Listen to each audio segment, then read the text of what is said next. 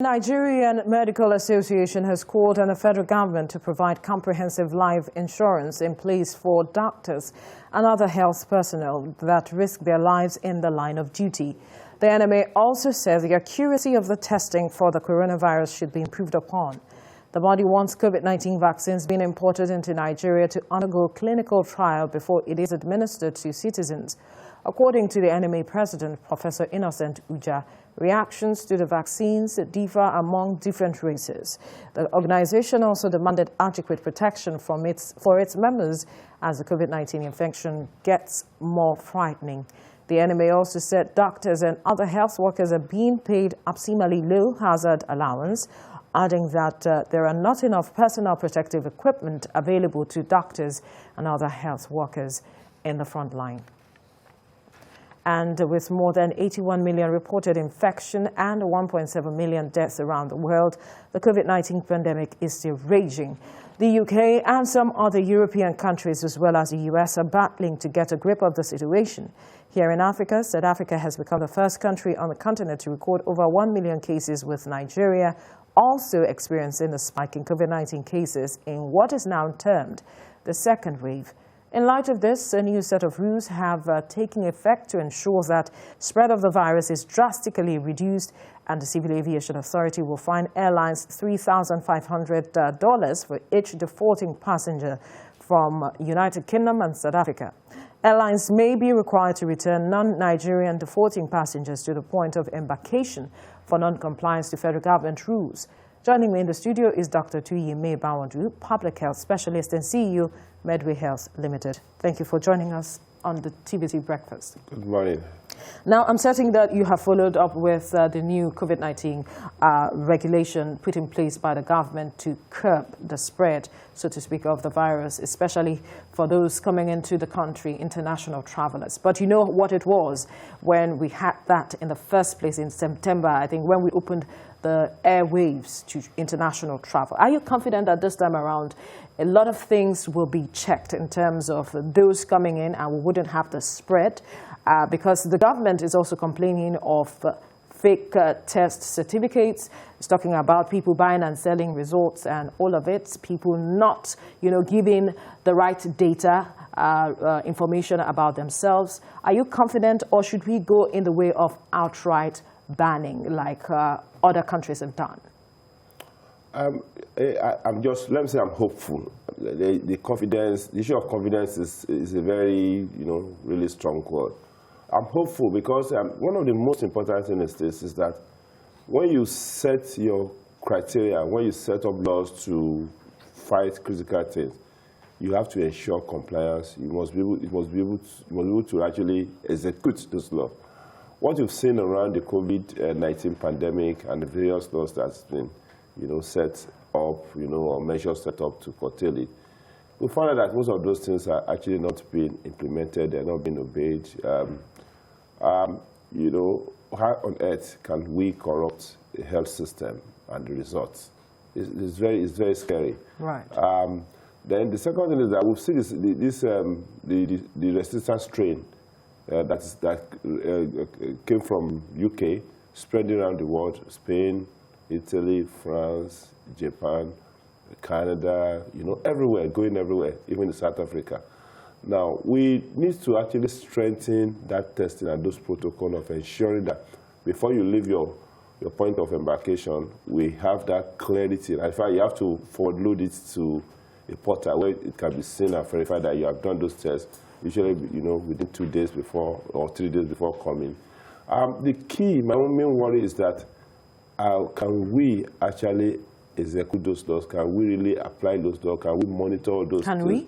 That is the key issue. Because even wait a minute, ordinary face mask usage, and ordinary rules that there must not be more than a certain number of people in this congregation doing this, don't do that. All those things have been flattered, even in Lagos. We saw the event at the Queen Park Entertainment Center. If you enter buses nowadays, even the government-owned buses, they are overloaded. No face mask. Nobody cares. Nobody even checks temperature when you're coming in. So for me, and then you also see your market is sometimes a party scene. If you now make laws and it cannot be obeyed, why are you making those laws? If you cannot actually ensure that you ensure compliance to those laws while you're making the law. So it's neither here nor there. So are you saying that you are up for the outright banning of closure or banning of airlines from coming in from countries like the UK and even South Africa, since they have the strain like other countries have done? Well, again, the government must actually act swiftly, because the point is this: we don't have the capacity to thoroughly deal with those things. Now we're still battling the initial strain. We're seeing mutant strain of the virus. We don't know whether this mutant, of course, it has been established that the mutant strain is easily transmissible, but we don't know whether it's more virulent. So we are still studying whether even the vaccine that is coming will be so effective against this mutant strain. So what do we do in this situation? It's an urgent measure, that requires such a thing.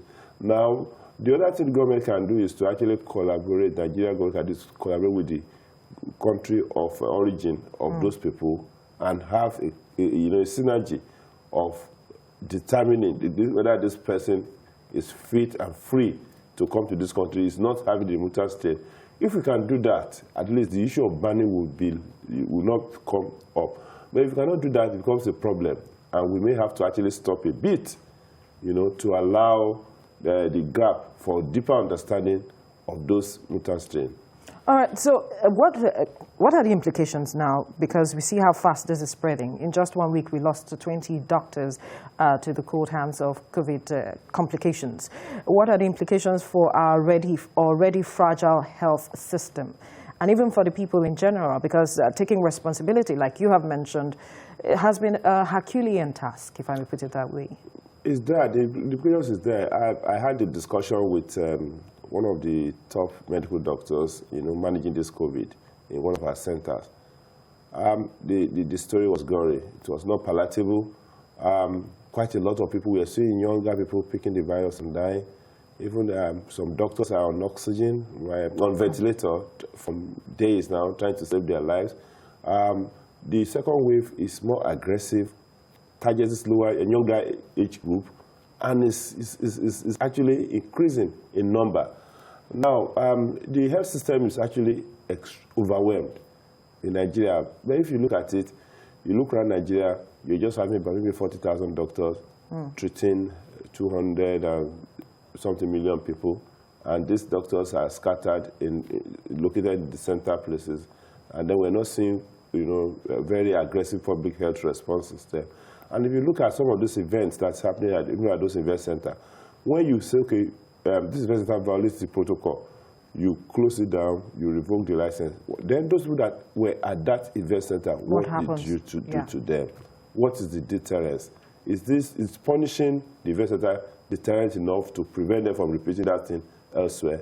I also expect that the government is going to really pick them, put them in one isolation center all over, let them pay for the isolation, let them pay for testing, let them also stay for the next 14 days and then recheck whether they are free. I think maybe if they know that that thing is going to happen, people might rethink attending such events when they see a lot of people, there. It's so challenging that people that are supposed to push for this law, show example, and those ones actually violating those protocols. And in that wise, you deepen the gaps and doubts concerning your sincerity on what you are doing.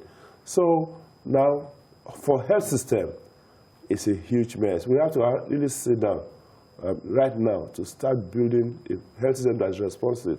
The battle of the future is not a battle of gun and this thing and armament. It's a battle of health workers that can respond to pandemic, that can work us out. All right, Dr. Tuyimi Bawadu, we must thank you for your time on the program this morning.